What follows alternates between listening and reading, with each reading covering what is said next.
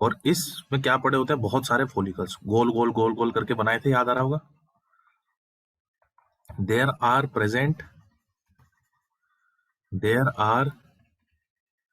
Present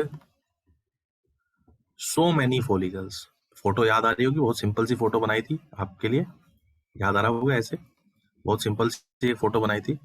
present so many follicles. बच्चों daily का एक नियम बना लो, जो भी चाहे को हार्ड लगे। क्लास 11th हार्ड है, मैं मानता हूँ। आपको जैसे एंडोक्राइन जितना हो रहा है ना, इसको तो डेली पढ़ना है। डेली का मतलब जैसे भी टाइम मिले 5-10 मिनट का रीड कर दो। भूलोगे नहीं भाई साहब जिंदगी में, मैं पहले बता रहा हूँ, भूलोगे नहीं जिंदगी में। आप सोचोगे कि चैप्टर खत्म होने के बाद रिवाइज करोगे, तो आपसे बड़ा बेवकूफ कोई नहीं है। Each lobe of thyroid gland is made up of connective tissue. There are present so many follicles made up of glandular cell, और वो आपको पता है ग्लैंडुलर क्यूबोइडल सेल्स की बात कर रहे हैं। Made up of glandular cells in connective tissue.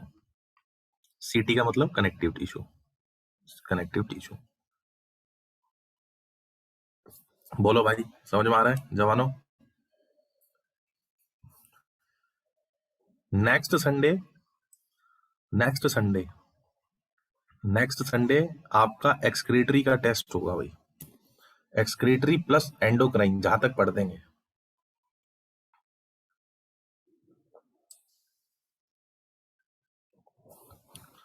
Clear है?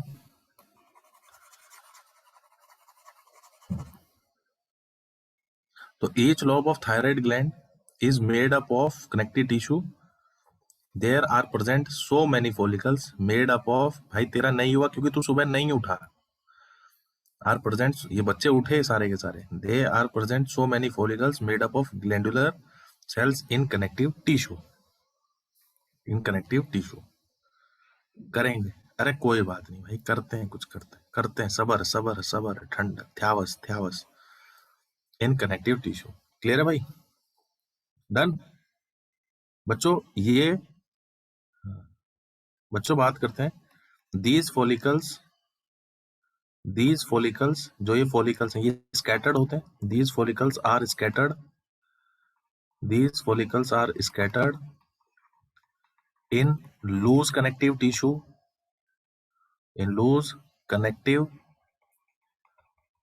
जल्दी देखना। और इस लूज कनेक्टिव टिश्यू क्या कहते हैं? स्ट्रोमा। बच्चों फॉलिकल्स के बाहर वाला रीजन क्या था? स्ट्रोमा था, याद आ रहा होगा। फिर फॉलिकल सेल्स को मैंने बड़ा करके दिखाया था। इमेज फोटो याद करो, बनी हुई भी होगी आपके पास। A layer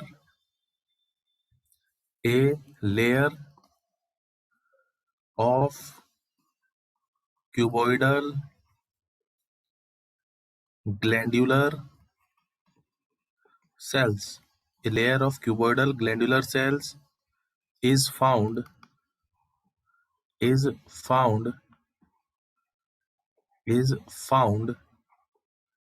in the wall of follicles. ये एनसीईआरटी है।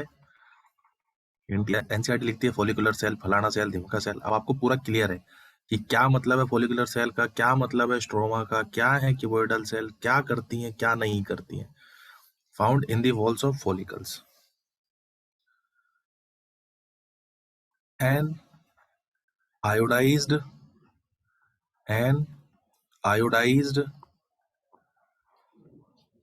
Colloidal substance.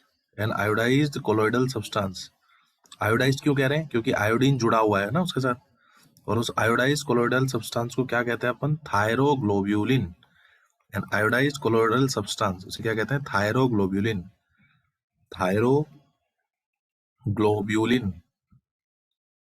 ग्लोब्यूलिन मैं बोलता भी जा रहा हूं, आप लिखिए थायरोग्लोब्यूलिन।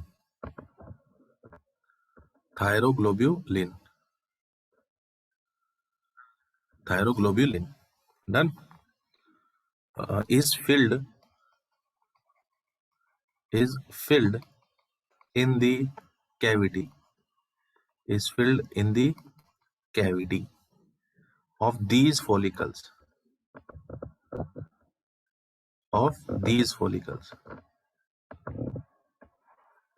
अबे हो जाओ ऊपर।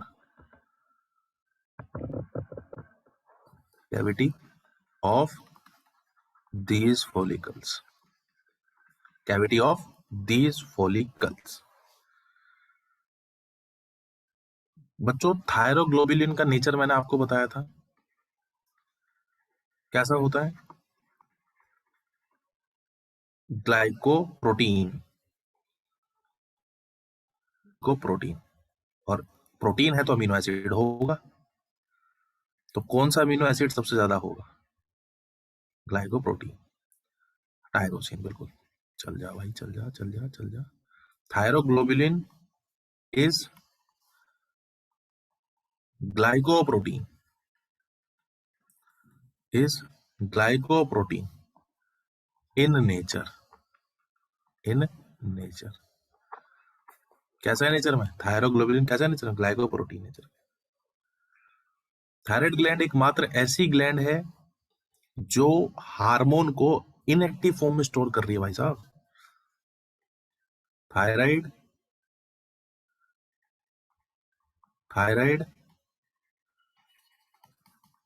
Thyroid is the only endocrine gland, क्योंकि भाई साहब एंडोक्राइन सिस्टम के कुछ अच्छे क्वेश्चन बन जाते हैं भाई साहब, आप देखना previous years.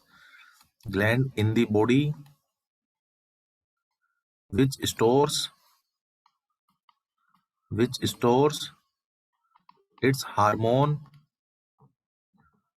in its active form or inactive form, in inactive state या form, inactive state, inactive state। Clear है भाई? डन। और आपको पता है फोलिकल्स के बाहर भी कुछ सेल्स हो जाती है, बच्चे ध्यान नहीं देते उन बातों पर, क्योंकि बच्चा T3 T4 में इतना ज्यादा फंस जाता है कि उसको ध्यान ही नहीं रहता कि फोलिकल्स के बाहर भी कुछ सेल्स हैं, जिन्हें हम नाम से ही पता चल रहा है पैरा फोलिकुलर सेल्स कहते हैं ना, पैरा फोलिकुलर सेल्स। हाँ, parafollicular cells, parafollicular cell, parafollicular cells are found इन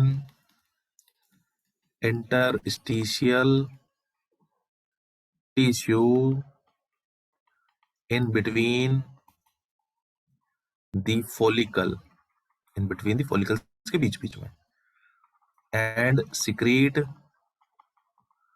कौन सा हार्मोन? कैल्सिटोनिन, भूल मत जाना। कौन सा हार्मोन? कैल्सिटोनिन या थायरोकैल्सिटोनिन, कैल्सिटोनिन, टीसीटी, थायरोकैल्सिटोनिन पूरा नाम याद रख लेना, टीसीटी। अच्छा, ये कैसा हार्मोन है? स्टीरॉइड है या पेप्टाइड है? नेचर, नेचर क्या है? पेप्टाइड है। याद है कुछ? याद है कुछ? पेप्टाइड में भी लॉन्ग पेप्टाइड, शॉर्ट पेप्टाइड, कौन सा है? या अमीनो एसिड डेरिवेटिव, बताओ कौन सा है? Long peptide. शाबाश, शाबाश, लॉन्ग पेप्टाइड, अगर वो टेबल आपको याद है तो। बोलो भाई, डन, डन, बोलो भाई। अरे समझ में आ रहा है भैया? ओ भोले इंसानों, बदमाशी नहीं। चल, अगर हम बात करें, लैपटॉप को गद्दे पे रखने पे भी हैंग करता है क्या?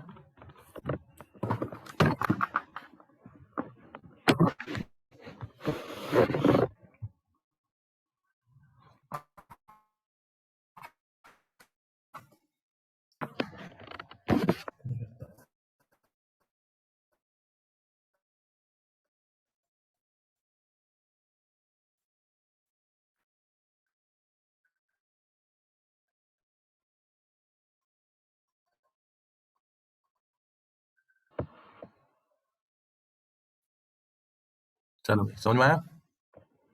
अगर हार्मोन्स की बात करें, साफ सफाई रखनी चाहिए।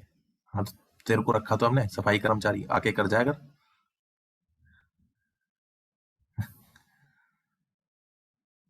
तेरे को रखा तो है, तू किस लिए है? इतना सा काम नहीं कर सकती तो?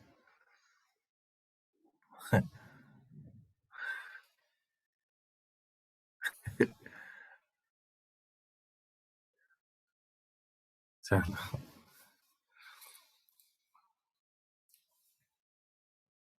चलो भाई, समझ में आया? ओ भाई जवानो, हाँ अब सही चल रहा ठीक है।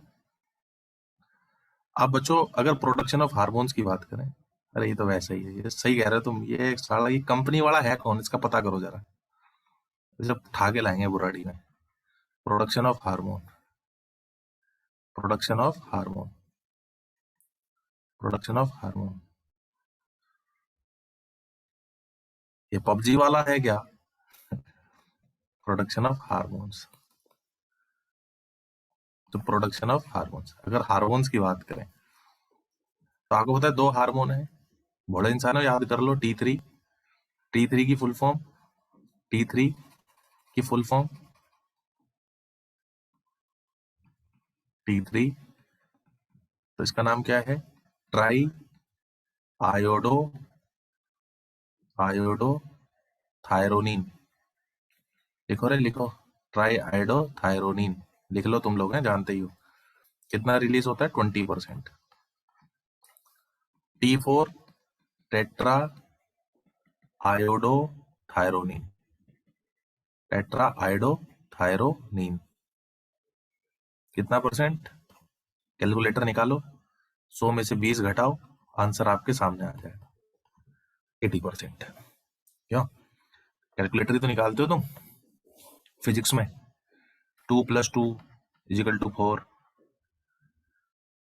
कंफर्म कर लेता हूँ, तेरा 75 आया ना, तभी तो तेरा नाम पवन रखा है, पवन पकोड़ा।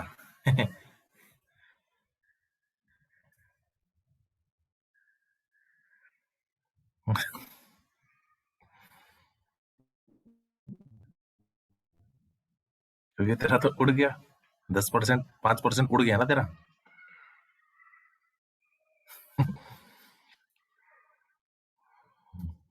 और कह रहा मैं नहीं खेल रहा, ऐसे करने की नीति। मैंने तो अच्छी चीजें भी सिखाई हैं, वो भी सीख लिया कर।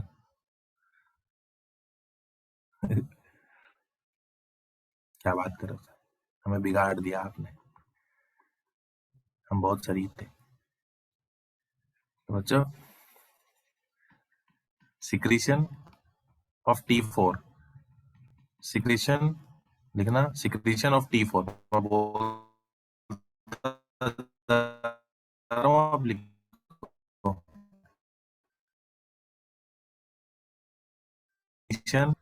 Comparatively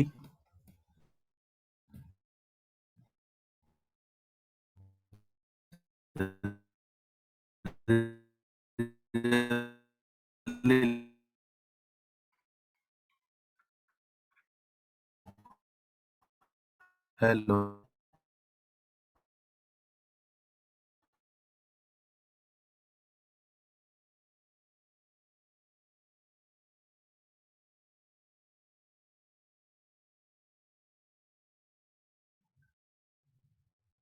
hello, hello, hello, hello, hello, hello, hello, hello, hello, hello, hello. secretion of T4, secretion of T4 is comparatively more, is comparator और, है ना, secretion of T4 is comparatively more, क्या लिखा रहा था मैं, अच्छा हाँ, more than T3, secretion of T4 is comparatively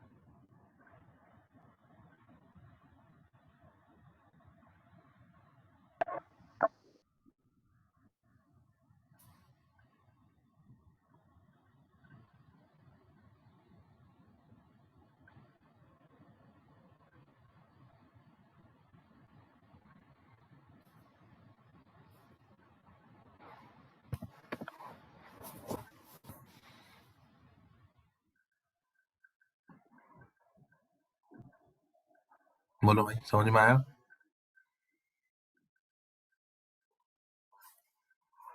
चल, तो बच्चों, हाँ, फिर उसके बाद लिखा, उसके बाद लिखना है T3 hormone is 4 times more effective, more than T3 था ना। T3 hormone is 4 times more effective than T4 hormone. Important है भैया, ये पॉइंट याद रखना। क्या T4 भी T3 में चेंज हो जाता है टारगेट टिश्यू पर जाने के बाद? Yes, yes. T4 changes into T3 on reaching in the tissues। A to Z चीजें लिखवा दी भैया, कोई डाउट नहीं आना चाहिए, पहले बताओ। अगर आपसे कोई पूछे जो ये थायरोक्सिन है, T3 T4 वाले जो मतलब टेट्राहाइड्रोथायरोन जो थायरोक्सिन है, ये किसका डेरिवेटिव है? कौन से अमीनो एसिड का डेरिवेटिव है? थायरोक्सिन। थायरोक्सिन टायरोसिन का है। हाँ, थायरोक्सिन टायरोसिन याद भी रह जाएगा, यानी tetra iodo thyronine is a derivative of tyrosine amino acid। आज 2 बजे वाली क्लास नहीं हुई थी ना? थायरोक्सिन और टेट्रा इसे डेरिवेटिव होता है। पता है क्यों नहीं हुई थी? पता है क्यों नहीं हुई थी? मन नहीं था।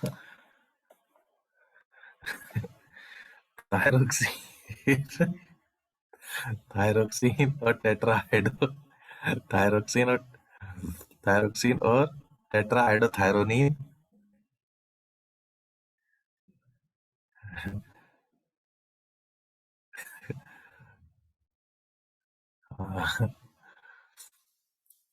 वही तो। थायरोक्सिन और tetrahydrothyronine is a derivative of tyrosine amino acid. बेटा एनिमल किंगडम भी आएगा टेस्ट में।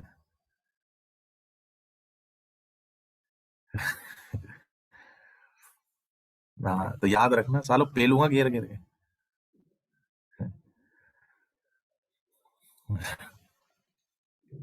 Done. Next, thyroid hormones in the form of thyroglobulin. Thyroid hormones in the form of thyroglobulin are stored, कहाँ स्टोर्ड होते हैं? In the follicles, stored in the follicles in an amount sufficient to supply the body। Thyroid hormone in the form of किस फॉर्म में store होते हैं बच्चों? Thyroglobulin की फॉर्म में स्टोर होते हैं। कहाँ होते हैं? फॉलिकल्स के ल्यूमन में स्टोर होते हैं। इन एन एक कितने अमाउंट में स्टोर करके रखना होता है? In an amount sufficient to supply the body with its normal requirement, with its normal requirement.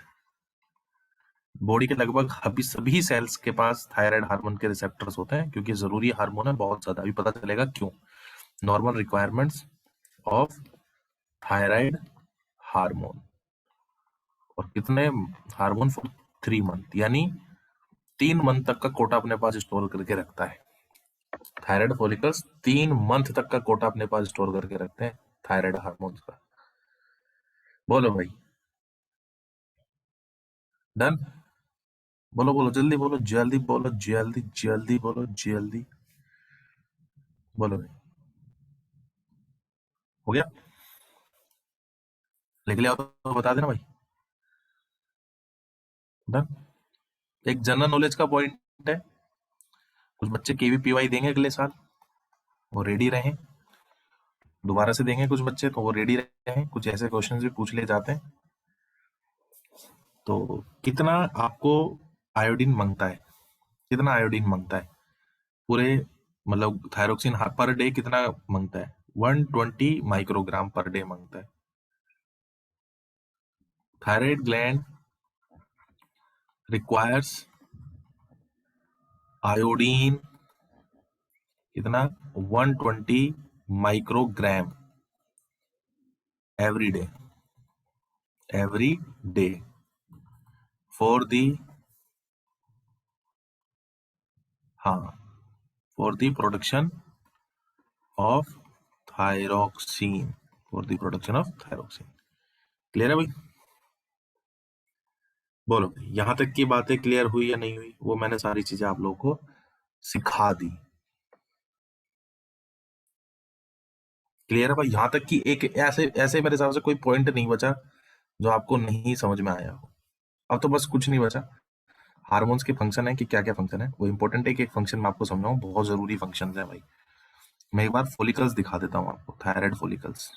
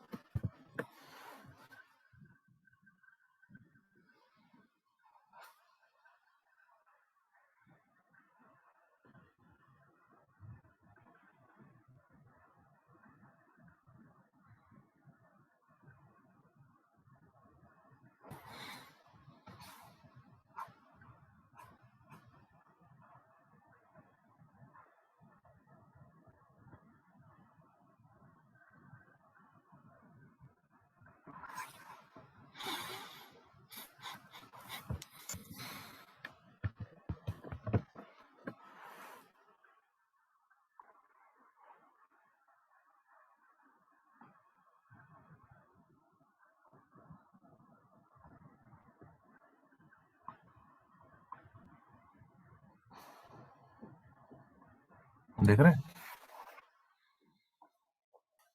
देख रहे हैं? वही फोलिकल सेल्स हैं, क्यूबोइडल सेल्स। फोलिकल सेल्स कैसी होती हैं? क्यूबोइडल होती हैं। और देखो मैंने कहा था ना क्यूबोइडल सेल ट्रैप करती हैं आयोडीन को, कल बताई थी मैंने बात। ये बाहर से आयोडीन को उठा के चल अंदर, क्योंकि जरूरत तो अंदर है ना सेल के। डायरेक्ट ऐसे नहीं पहुंचेगा, वो आपको ही पता है। पहले कैसे पहुंचता है, मैंने एक्सक्रीटरी में भी ये बात आपको समझाई थी, अगर आपको याद हो। पहले यहाँ आएगा, पता है ना? डायरेक्ट कभी भी ऐसे नहीं पहुंच सकता, पहले सेल में आएगा ना। को ट्रैप किया, या आयोडीन को ट्रैप कर लिया। देखो इसे क्या बनाया? थायरोग्लोबुलिन बनाया।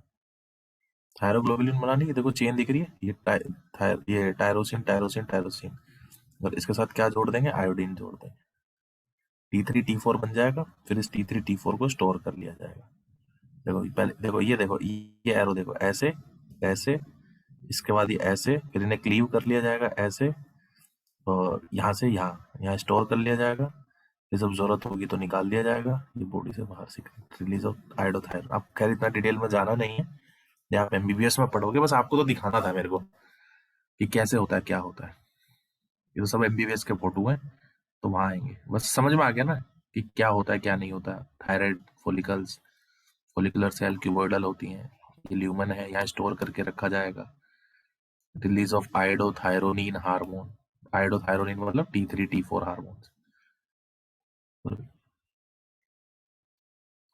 थायरोग्लोबुलिन है क्या?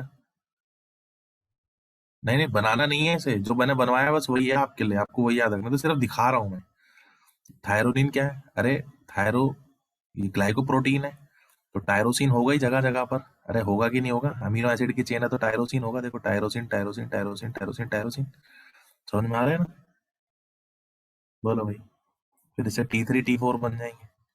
फिर इन T3T4 को यहाँ पर स्टोर कर लिया जाएगा। भाई स्टोर करने की जगह तो गड्ढा ही है, और जब बॉडी में जरूरत होगी तो इसको एक्टिव फॉर्म में कन्वर्ट करके बाहर फेंक दिया जाएगा। समझ में आ गया ना? निकल। ऐसे चलता है। खैर आपको ये सब नहीं बनाना है, मैं पहले बता रहा हूँ, बनाना नहीं है। ये सिर्फ समझाने के लिए है, दिखाने के लिए बस, और कुछ बनाना नहीं है भाई। जो मैंने आपको दिखाया बस वही बनाना है आपको, जो कल बनाया। ये देखो, ये देखो, देखो हिस्टोलॉजी, थायराइड ग्लैंड की हिस्टोलॉजी। ये देखो हिस्टोलॉजी देखो बच्चों, ये देखो दिखाई दे रहा है ना, ये देखो इनके बीच में ये स्ट्रोमा है, ये जो दिखाई दे रहा है ना, ये स्ट्रोमा है, ये स्ट्रोमा, ये स्ट्रोमा है बाहर की तरफ। और देखो ये सेल दिखाई दे रही है ना, ये देखो ये सेल जो अपन दिखाई दे रही है ना, ये नहीं, कौन सी सेल है, सी सेल्स। समझ में आ गई आपको, पकड़ ली बात आप लोगों ने, पैराफोलिकुलर सेल्स।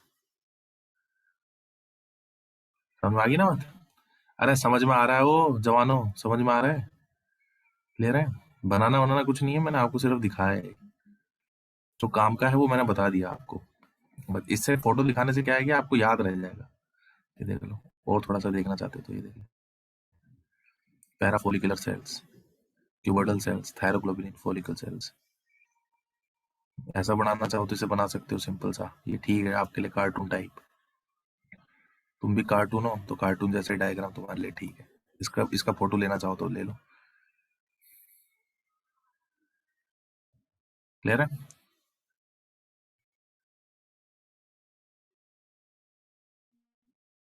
कार्टून बोल रही है मेरे को, जानती नहीं तुम मेरे को भी। अच्छा,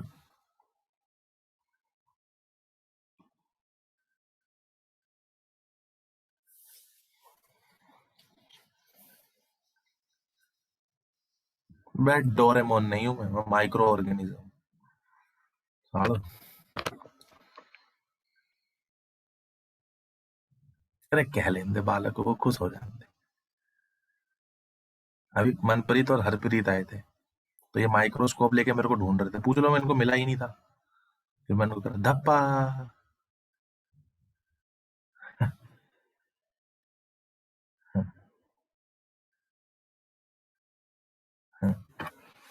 तो मुझे ढूंढ रहे हो।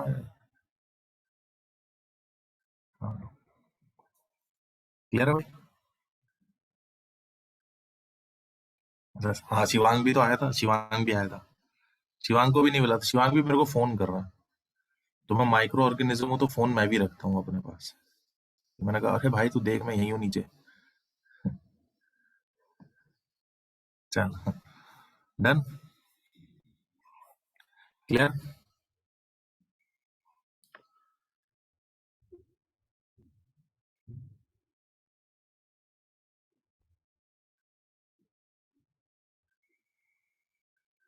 अब क्या पढ़ाना है? हाँ, फंक्शंस की बात कर रहे हैं, थायराइड ग्लैंड के फंक्शंस की। और विक्रांत क्या हाल है? जैसे मैं विक्रांत का नाम लेता हूँ, मेरे को विक्रांत मोटरसाइकिल याद आ जाती है। थायराइड ग्लैंड के फंक्शन, विक्रांत मोटरसाइकिल भी आती है ना शायद। अरे मोटरसाइकिल आती है भाई विक्रांत, पहले नहीं आती थी, अब भी आती है। बंद हो गई क्या वो? अब नहीं आती क्या?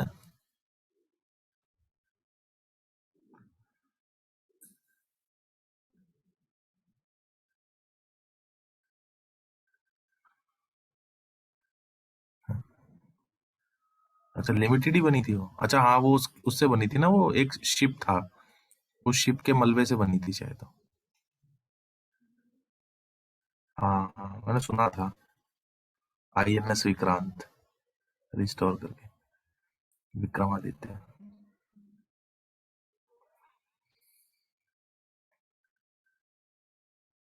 वो बेटे, पनीर का जुगाड़ हो गया भाई। भाई पनीर का जुगाड़ हो गया मेरा, तो 16 तारीख का मैसेज आया है मेरे पास। शादी में जरूर पधारें, सीकर राजस्थान। ओ भाई, छुट्टी।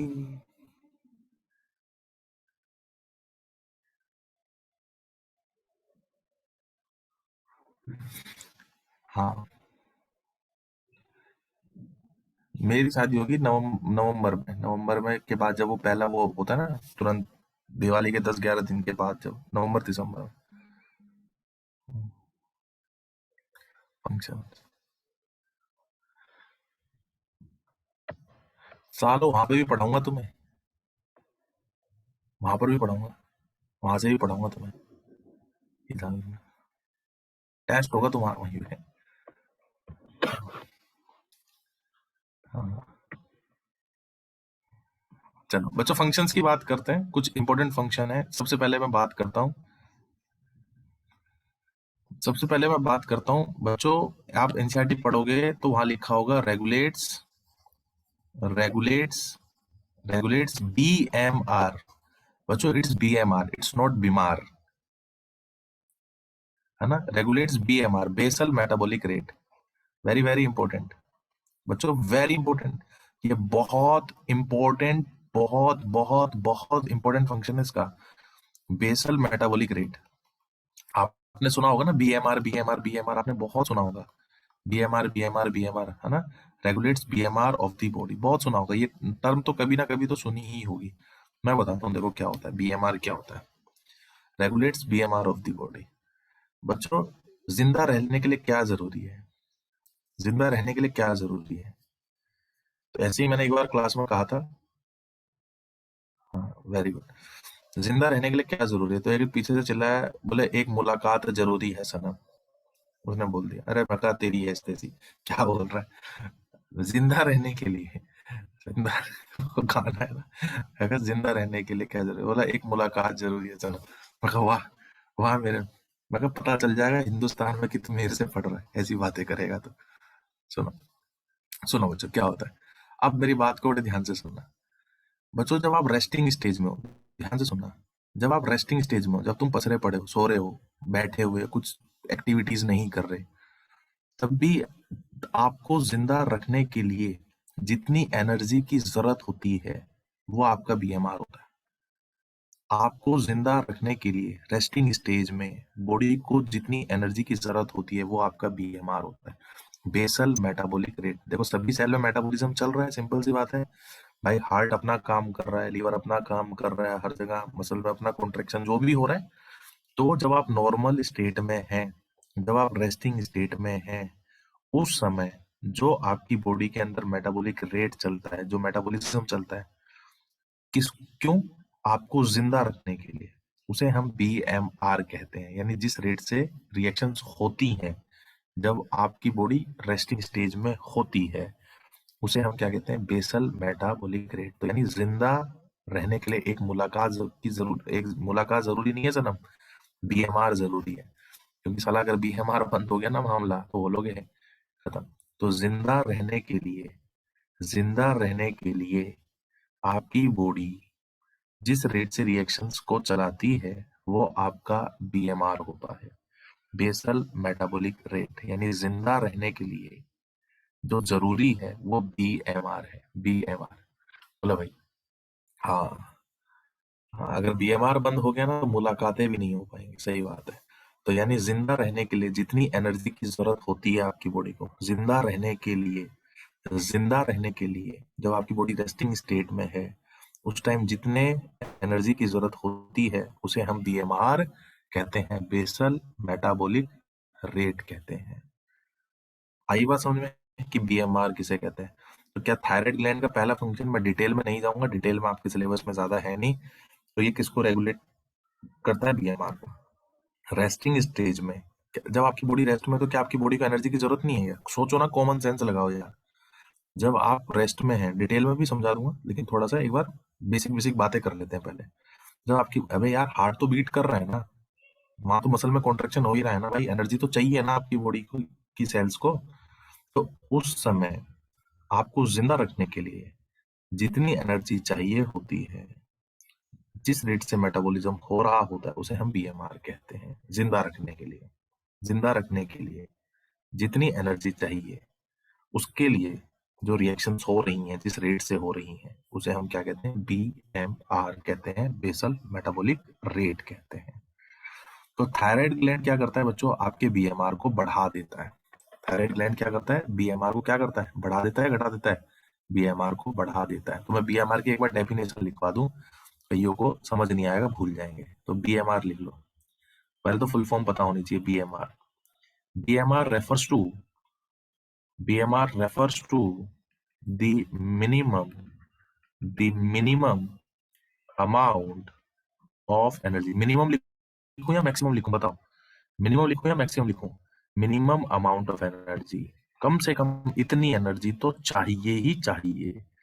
BMR refers to minimum amount of energy, BMR refers to the minimum amount of energy in the form of, किस फॉर्म में? कैलोरी। एनर्जी के लिए वैल्यू टर्म क्या यूज करी जाती है? Calorie. BMR refers to the minimum amount of energy in the form of calories that our body that our body that our body requires। अरे BMR एनसीईआरटी में मिल गया ना। कभी कुछ बच्चे सोचते हैं कि ये तो एनसीईआरटी के बाहर का हो रहा है। चेक कर लो, एनसीईआरटी ने लिखा है basal metabolic rate. Thyroid gland के हार्मोन बीएमआर को रेगुलेट करते हैं। बीएमआर तो अब मतलब तो पता हो बीएमआर का। जब आपको मतलब ही नहीं पता होगा बीएमआर का तो आप चीजें कैसे समझ सकते हो? तो बीएमआर क्या होता है? BMR refers to the minimum amount of energy in the form of calorie that our body requires to complete complete its normal function. Normal function मतलब जिंदा रखने के लिए आपकी बॉडी को रेस्टिंग स्टेज में जितनी एनर्जी की जरूरत होती है वो आपका बीएमआर होता है। यही मैंने बोला। आपकी बॉडी रेस्ट में है, उस टाइम आपकी बॉडी की क्या नीड है, क्या रिक्वायरमेंट है आपको जिंदा रखने के लिए, वो आपकी बॉडी का बीएमआर होता है। बोलो भाई। अगर बीएमआर बढ़ा तो सिंपल सी बात है मेटाबॉलिक रिएक्शंस बढ़ेंगी। आपको पता है जब बीएमआर बढ़ेगा मेटाबॉलिक रिएक्शंस बढ़ेंगी, और मेटाबॉलिक रिएक्शंस बढ़ेंगी तो सिंपल सी बात है वेट लॉस होगा। बीएमआर बढ़ाना पड़ेगा। अगर आप वेट लॉस करना चाहते हैं तो आपको बीएमआर बढ़ाना पड़ेगा। बॉडी की रिक्वायरमेंट एनर्जी के लिए बढ़ानी पड़ेगी, और जब बॉडी की रिक्वायरमेंट एनर्जी के लिए बढ़ाओगे तो फैट का ऑक्सीडेशन होगा। सोचो ना, लॉजिक लगाओ, दिमाग लगाओ यार। और फैट का ऑक्सीडेशन होगा तो मोटापा कम होगा, वेट लॉस कम होगा, मतलब वेट लॉस होगा। मेरे हिसाब से बात समझ में आ रही है? बोलो भाई। अरे बात समझ में आ रही है भाई? बीएमआर का मतलब समझ में आया? आप तो मुझे बताओ, क्या थायराइड ग्लैंड बीएमआर को रेगुलेट करती है? बोलो हाँ या ना। एक बार मैं एनसीईआरटी पर आ रहा हूँ फटाफट से। एक बार एनसीईआरटी पर आ रहा हूँ, 5 मिनट लूंगा। लिख लिया ना इसको? बीएमआर। एक बार मैं एनसीईआरटी पर आ रहा हूँ फटाफट से, एक बार एनसीईआरटी में मार्क करवा देता हूँ ना। एक मिनट रुक जाओ।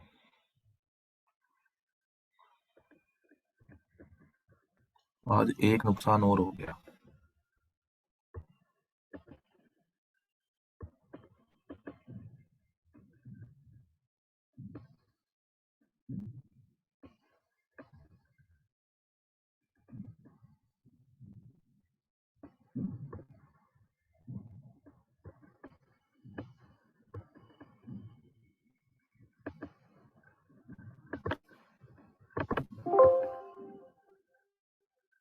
अरे वो गाड़ी खड़ी थी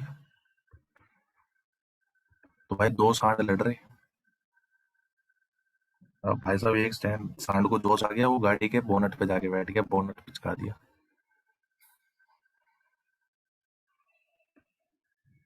ऐसे थोड़ी ना करते हैं यार, ये तो गलत बात है।